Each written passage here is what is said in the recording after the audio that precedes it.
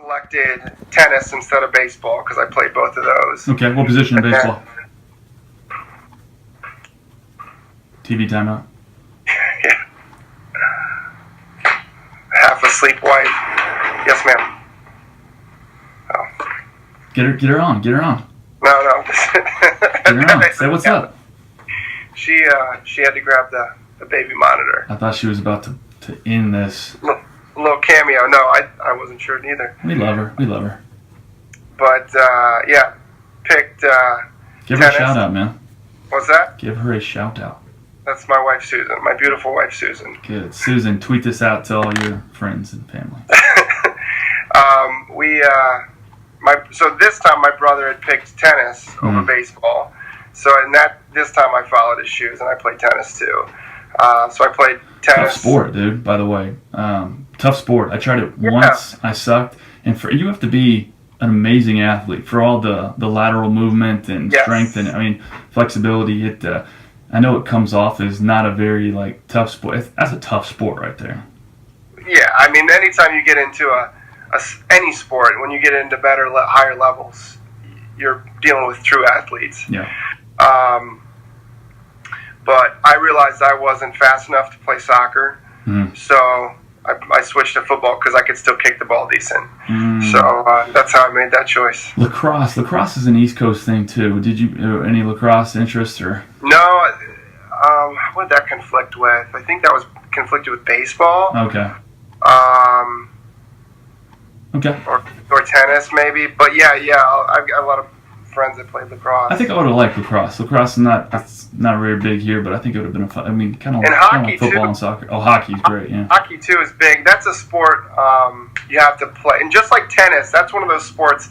If you don't start at a young age, you're probably not going to play it, and you're probably not going to be any good. Because those kids just start when they're like four or five, and they're on the ice. And if you end up being good at tennis, you started at a very early age. Yeah, I think that's golf too.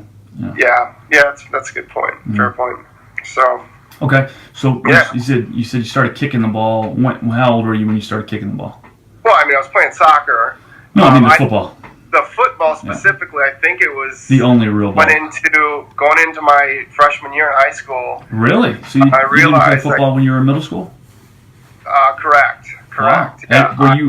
I played soccer. Okay, so had you already moved to Shaker Heights at that point? Yeah, or? Fourth grade I moved to Shaker, played soccer all through that time, and again, realized I was not the fastest of the players, and wanted to make a switch. I was in a youth group, and youth group leader and his son he was a stud linebacker on the team. They kind of encouraged me to go out for the football team, and sure.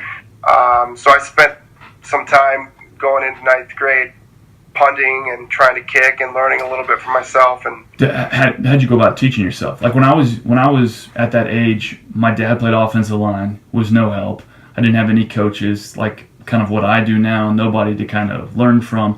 I had VHS tapes and books at the public library. And I'd watch people on TV, and that was it. How'd you go about doing it? When I first started, I didn't really know what I was doing. Yeah. Because that's such a specialized thing. It is.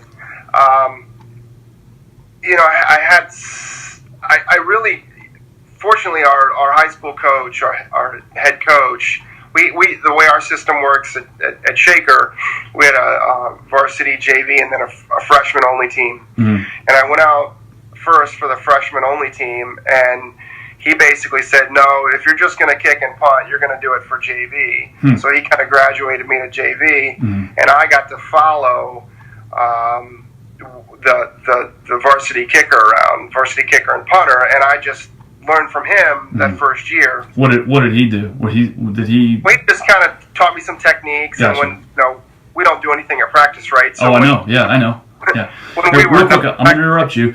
I tell this story probably once every couple months to my quarterbacks when they don't give me a ton of effort out at practice. I said, one of my best friends in college was our kicker punter, John Manly. And I was like, I'll never forget, having my hands on my knees, just sweating uncontrollably, breathing, trying to catch my breath after kind of a long practice series on the practice field, and looking over and seeing John and some of the other kickers.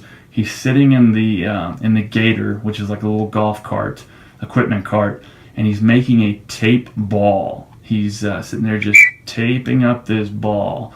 And it's like what it sounds, it's a tape ball. And then they did some taping to the steering wheel, but then I know they took the tape ball and they played some sort of tape ball game that they invented on one of like the side fields. And I'm just looking over him, just disgusted. Like, you gotta be kidding me. But at that point, just kind of honestly a little jealous because I was exhausted. But I'm like, this guy's a college athlete and he's making a tape ball. Anyway, do you remember that? There are plenty more of those stories that I could tell that I probably shouldn't know. The podcast will end real quick. What were we talking about? You followed the varsity kicker around. Yeah, so he taught me some techniques and some, the basics, and then basically said you need to go to kicking camp. Sure. So that next summer I went to kicking camp, and they just started. It was at Kent State University here, which is 45 minutes south of Cleveland. The Golden Flashes. Yeah. Love it. Good for you. Yeah, man. Yeah. Julian Edelman, you. Yeah, and Josh Cribbs, and I think there's a handful. I've got one of my kids that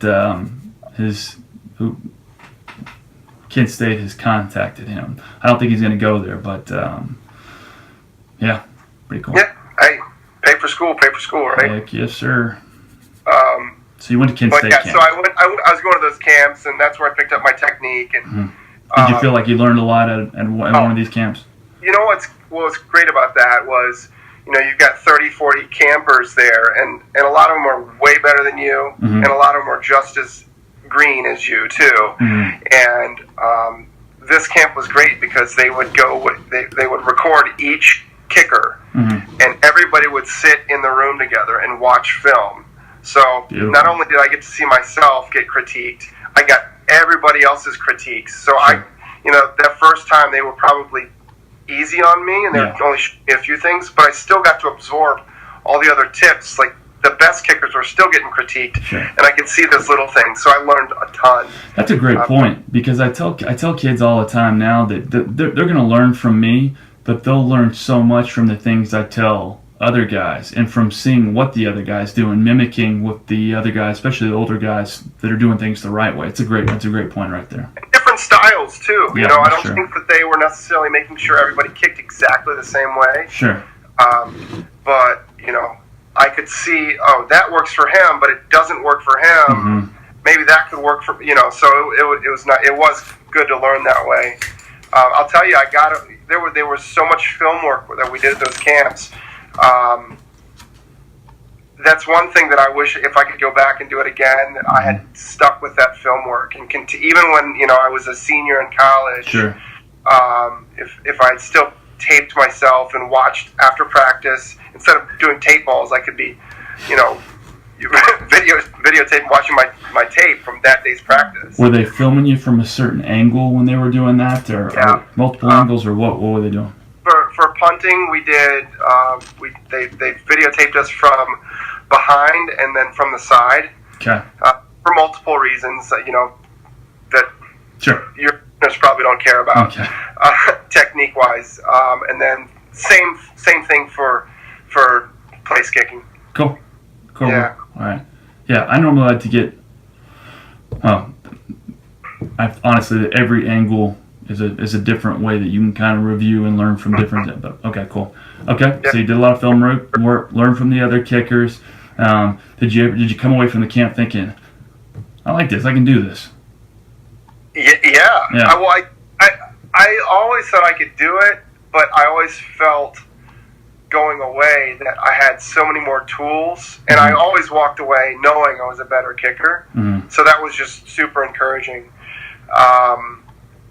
And then I would get back, and I think my teammates would see the improvement. Sure. And kickers are different. It's a different animal where you may have one or two other player who's maybe competing with you. Were you doing kicking and punting at this point, or? Yeah. Yeah. Okay. Well, I mean, a little. I think think sophomore, junior, senior year, I was doing both. Yeah. And really all 4 years I was doing both. Yeah. I feel like in high school that's the case for most guys. I mean, your punter is normally your kicker, unless you have some super specialized guys that are just punters and just kicking out the alley. That's definitely the case. One thing, too, I was going to mention before I forget, I don't know if you work with your quarterbacks on holding, but I think I don't, because I never did. But I think it's a great way to get on the field quickly, right? It is, and it's definitely, they're going to trust you a little bit more to throw the ball if there's a snafu or a fake. Yeah. But it's funny you say that, because Nick Saban just made a comment last week that his holders will always be his quarterbacks. Like you said, because if there was a mistake on the play, or just so that they can use them as a threat of throwing or running. You know what? I never got comfortable with letting my hand hang while a foot was coming through. So I did it in 7th grade, but that was so different. In 7th grade, you were still allowed to grab the ball, put it on a little tee, like you just put it on the ground, put it on a little tee, and after 7th and 8th grade, I stopped doing that. But, well, it's a tough. I bring that up, and I do. And from my standpoint, if I'm the kicker, I want my punter doing it, only because I get so many more hours out of the day to practice with him and get comfortable with him. Sure. When that quarterback is spending the rest of the practice focusing on what he really cares about. Yeah. That's how y'all did it at Nicholls, though, didn't you? Have the punters, and punters were your holders? Yeah, that's right. Yeah, I was if I was the holder for Jay, and James. Yeah. When I wasn't kicking field goals, but yeah, I mean, I would prefer whoever's going to spend more time with me. Yeah. Practicing that.